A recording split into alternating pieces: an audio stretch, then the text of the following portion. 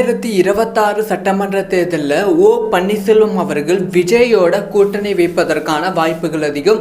அதுக்கான முடிவை தான் இப்போ பன்னீர்செல்வம் அவர்கள் எடுத்துக்கொண்டு வருகிறார்கள். இதுக்கான அஃபிஷியலான அப்டேட் ஜூலை 7ஆம் தேதி வெளியாகும் அப்படிங்கிற தகவல் கிடைச்சிருக்கு. இதுக்கு பின்னாடி பெரிய அரசியல் காரணமே இருக்குது. டீட்டெயிலாக பேச போகிறோம். அதாவது 2026 சட்டமன்ற தேர்தலில் எந்த கட்சியோட கூட்டணி வைக்க போகிறது அப்படிங்கிற எதிர்பார்ப்பு பல மடங்கு இருக்குது. அதிமுக பிஜேபி கூட்டணி இப்போ அஃபிஷியலாக கன்ஃபார்ம் ஆகிவிட்டது. அதே சமயம் திமுக, காங்கிரஸ், விடுதலை சிறுத்தை கட்சி அந்த மாதிரி கட்சிகள் கூட்டணி ஒரு பக்கம் இருக்குது. ஸோ பிஜேபி அதிமுக கூட்டணி பல பேருக்கு பிடித்திருந்தாலும் பல பேருக்கு சொல்லப்போனால் பிஜேபி நிர்வாகிகள் அதிமுக நிர்வாகிகள் இஷ்டமே இல்லாமல் தான் அந்த கூட்டணியில் இருந்து கொண்டு இருக்காங்க அப்படிங்கிற விஷயம் நம்ம எல்லாத்துக்குமே தெரியும். அதில் முதல் ஆள் பன்னீர்செல்வம் அவர்கள் தான். ஸோ பிஜேபி அதிமுக கூட்டணி சேர்ந்ததில் பன்னீர்செல்வத்துக்கு சுத்தமான ஈடுபாடு கிடையாது.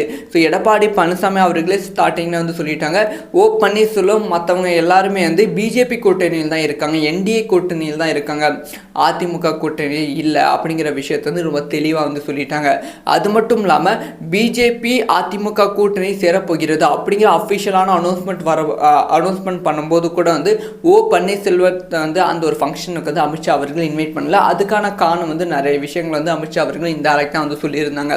இது எல்லாமே பன்னீர்செல்வத்துக்கு மன உளைச்சலை ஏற்படுத்தியிருக்கு அப்படின்னு சொல்லப்படுகிறது. தொடர்ந்து பிஜேபி பன்னீர்செல்வத்தை ஒதுக்கி கொண்டே இருக்குது அப்படின்னு சொல்லப்படுகிறது. சொல்லப்போனால் 2024 நாடாளுமன்ற தேர்தலில் பிஜேபி ஒரு கொஞ்சமான வாக்கு சதவீதம் அதிகரித்தது. அதுக்கு மிக முக்கியமான காரணம் பன்னீர்செல்வம், டிடி தினகரன் இவங்களால் தான். ஸோ இவங்க இல்லைனா பிஜேபியோட வாக்கு சதவீதம் இன்னுமே கம்மியாகி கொண்டு இருக்கும். இதனால தான் பன்னீர்செல்வம் அவர்கள் இந்த மாதிரி நம்ம நிறைய விஷயங்கள் செஞ்சுருக்கோம் பிஜேபிக்கு. ஆனால் பிஜேபியும் நம்மளை ஒதுக்குகிறது, அதிமுகவும் நம்மளை ஒதுக்குகிறது அப்படிங்கிற விஷயத்தை புலம்பிக் கொண்டு இருக்கிறார்கள். இதனால் இது தொடர்பாக அவங்களோட தலைமை கிட்ட நிறைய பேச்சுவார்த்தை நடத்திருக்காங்க. அதாவது பன்னீர்செல்வம் அதுக்கப்புறமா அவங்க கூட இருக்க நிர்வாகிகள் கிட்ட பேச்சுவார்த்தை நடத்திருக்காங்க.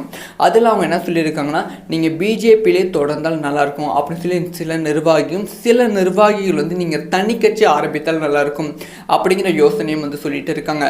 அந்த தனி கட்சி ஐடியாவை பன்னீர்செல்வம் அவர்கள் கொஞ்சம் சீரியஸாக எடுத்திருக்காங்க. அதுக்கான முடிவை தான் அடுத்தடுத்து மூவ் பண்ணிட்டு இருக்காங்க. இந்த ஒரு தகவல், அதாவது பன்னீர்செல்வம் அவர்கள் தனி கட்சி ஆரம்பிக்க போகிறார்கள் அப்படிங்கிற தகவல் ஒரு 2 மாதத்துக்கு முன்னாடியே வந்தது.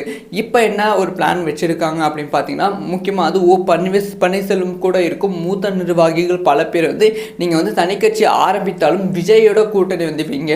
நீங்கள் விஜயோட கூட்டணி வைக்கும்போது அது உங்களுக்கு பெரிய பலமாக மாறிவிடும். ஸோ எப்படி எம்ஜிஆர், ஜெயலலிதா, அதுக்கப்புறம் விஜய் அந்த மாதிரி ஒரு விஷயம் உருவாகிவிடும். ஸோ நீங்கள் விஜய் கூட இருக்கும்போது அது விஜய்க்கும் பலம், உங்களுக்கும் பலம். ஸோ தனி கட்சி ஆரம்பித்தாலும் விஜயோட கூட்டணி வைங்க அப்படின்னு சொல்லி நிறைய மூத்த நிர்வாகிகள் பன்னீர்செல்வத்துக்கு அறிவுரை கூடியிருக்காங்க அப்படின்னு சொல்லப்படுகிறது. இதுக்கான அஃபிஷியல் அனௌன்ஸ்மெண்ட் பன்னீர்செல்வம் ஆதரவாளர்கள் நிர்வாகிகள் கூட வருகிற ஜூலை 7ஆம் தேதி ஒரு மீட்டிங் நடத்த போகிறாங்களாம். இந்த மீட்டிங் முடிவில் இதுக்கான அஃபிஷியல் அனௌன்ஸ்மெண்ட் முடிவெடுக்க போகிறாங்க. அஃபிஷியல் அனௌன்ஸ்மெண்ட் கொடுக்க போகிறாங்க. தனி கட்சி ஆரம்பிக்க போகிறார்களா இல்லை பிஜேபியோட கூட்டணி வைக்க போகிறாங்களான்னு வெயிட் பண்ணி தான் பார்க்கணும். ஸோ நீங்கள் சொல்லுங்கள், பன்னீர்செல்வம் தமிழக வெற்றி கழகத்தோட தலைவர் விஜய் அவர்களும் கூட்டணி வைத்தால் அந்த கூட்டணி எந்த அளவுக்கு பலமான கூட்டணியாக இருக்கும்?